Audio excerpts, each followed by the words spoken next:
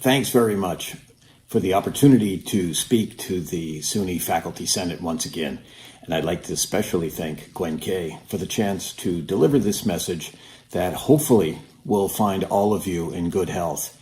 And here's hoping that we stay this way. It is a particularly troubling and difficult time for all of us, especially here in New York State. We face literally the pandemic of the century. In fact, perhaps the past several centuries. And at the same time, while this terrible health crisis is unfolding, we face an economic collapse that will affect the lives of all of us. And so, with that as a backdrop, I want to take a few minutes to describe for you what United University Professions is doing right now on behalf of the 42,000 members of our bargaining unit and all of those engaged in the work of SUNY's mission.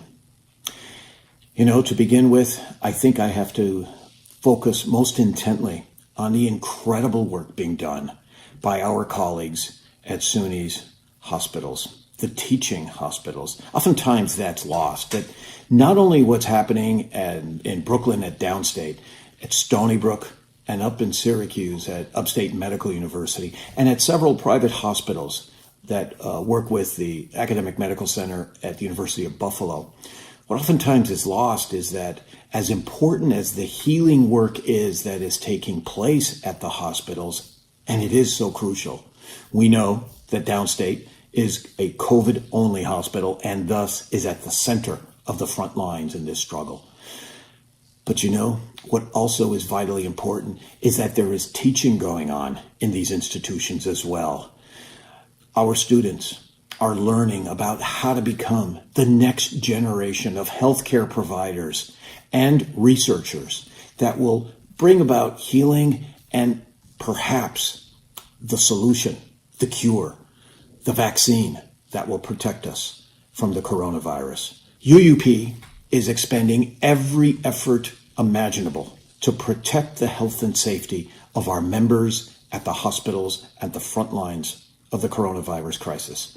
Not only are we continuing to work with SUNY's leadership at the hospitals and at system administration, but also with the Governor's Office of Employee Relations to ensure that all of those who are healing the sick are also safe, and so are their families. We have worked strenuously to ensure that safety is provided, but also appropriate compensation. We continue to fight for overtime pay for those who are doing extra work to protect our entire state, our communities. We are also similarly working for extra service pay for those, especially in the professionals ranks, who are doing work to assist in the transition to online teaching. There's also the reality that our adjuncts across SUNY face the challenge of converting their courses to online production and delivery. And it is an additional amount of work for which we believe they need to be compensated. So in all of these areas we're working, and there is a real parallel in the efforts between working to ensure that our contractual protections are maintained and the appropriate compensation is provided, but also that basic health and safety is ensured. We're doing the same thing at other campuses. There are countless individuals involved in student affairs and working with students and with the communities that still are active at our campuses. We have to make sure that they are safe and that their families are safe from the coronavirus. We are working strenuously to make sure there is a clear, transparent understanding on the part of everyone engaged in SUNY's leadership, in the rank and file of our union, those who teach, those who work in all of our campuses, and in the governor's office. And perhaps most of all, in the public in New York State, a full understanding of the scope of the economic catastrophe that we are facing. There is no way for any of us to comprehend the depth of the recession that we are entering. The only parallel are the situations that existed early in the 1930s. That's the only parallel we have. And of course, at that time, our state, our nation was a very different place. And so as we look at the economic challenges we're going to be dealing with, it obviously is going to translate into real impacts on the New York State budget and on all of us in SUNY. You need to know that the priority that we have in UUP, while we are protecting our members and protecting our contractual rights, we are also studying every aspect of the economic challenges and the budgetary impacts that could be coming. Fact is, no one really knows how deep the recession will be. No one really knows how extreme the budgetary situation will get.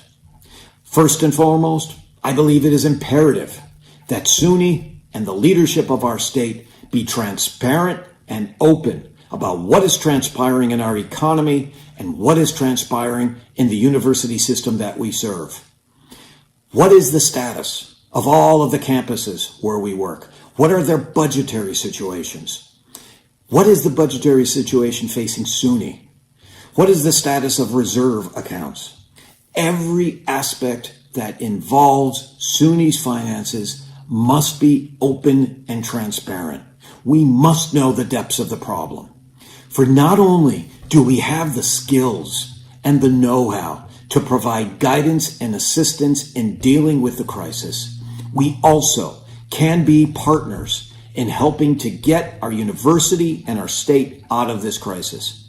But we cannot be partners unless we have the full information that SUNY has and the state has, whether it's the Division of the Budget, the Governor's Office of Employee Relations, or the Governor's Office itself. That's what we believe is first and foremost before we begin talking about how we are going to address the problem. There is also, obviously, a great deal of emphasis right now in UUP's efforts to ensure that the next round of budgetary support coming to New York State, another round of CARES legislation, a stimulus that is necessary to mitigate all of the problems that are faced by New Yorkers each and every day, and those problems get worse. Now, the federal government provided the first round of assistance. I call it mitigation. It's not a stimulus.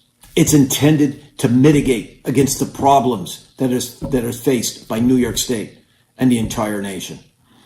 However, New York State needs more because we are the epicenter of the entire global pandemic. And not just in New York City, where the numbers are atrociously high in terms of those who are infected, and even more so, those who are dying. But when you look at the entire state, the numbers are rising.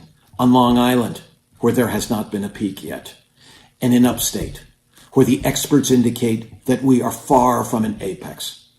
And so the challenge is still coming, and the economic impacts will be severe. It is imperative that the federal government provide the assistance necessary to help New York deal with these challenges and recover.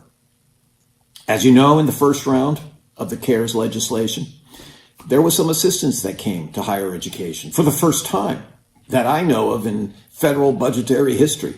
The amount of money that was provided for higher education was higher than it was for K-12.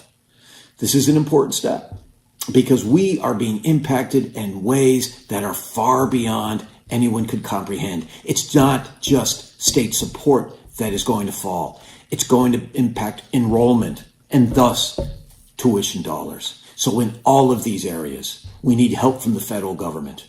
And you, my colleagues, can make a difference.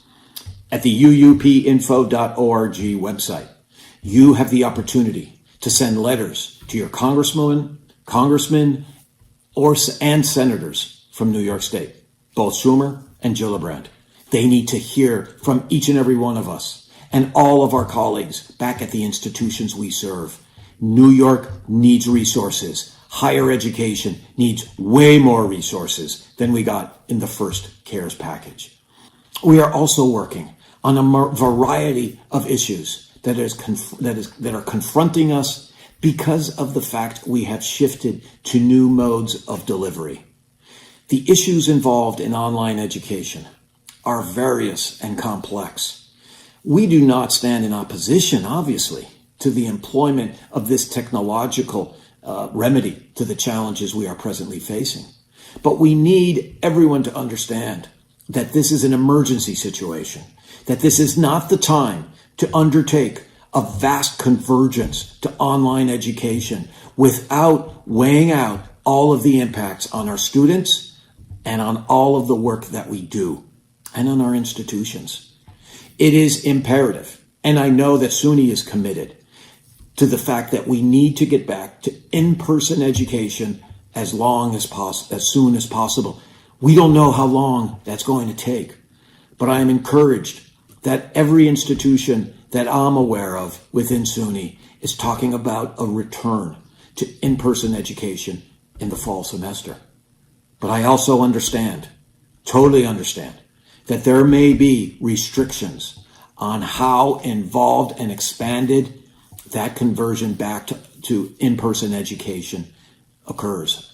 We have worked with the state and with SUNY and come to an agreement that once the state of emergency ends, there will be no long-term impact in terms of the exclusivity we have over the work that we do. This is a unique circumstance that we're in. We will together, as the community of New York, deal with it. But then we will return to the work that we do, whatever shape it may take, and ensure that our students and all of us have a brighter future. The work that we do, we own it, and it serves our students well. What we do not want to see is a conversion of SUNY to corporate models that will simply enrich those who are not interested in the education of our students or in the well-being of our educational communities. The challenges we face are intense. They are beyond anything that we have ever seen. We don't know what the long-term impact of the coronavirus crisis will have on New York State, on SUNY, on the work we do. But it is my intention, as long as I am president of UUP, and I look forward to working with Gwen and the entire leadership of SUNY's Faculty Senate to ensure that as we go forward as a state and as a nation, we create a SUNY that is well positioned to create an expanded profession of healthcare providers and a much more diverse one, and one that is prepared for the next pandemic. We also look forward to working with all our colleagues to build a stronger SUNY that will deal with the overriding issue of climate change. We have a climate crisis that we're facing that we cannot ignore in the midst of this coronavirus crisis, because I believe that the two are linked. Together, they represent a massive environmental justice challenge to us all. Communities with the worst, dirtiest air are the communities where the coronavirus is worse, and it is impacting poor communities, communities of color, more than anywhere else. This points us to the challenge that we face. We need to expand healthcare. We need to expand the profession that deals with crises like this and diversify it. And we need to make sure that all of us together are well prepared and have the resources to help rebuild New York once the crisis has passed. Let's together get through this healthier and stronger for a better New York and a better SUNY. Thanks very much.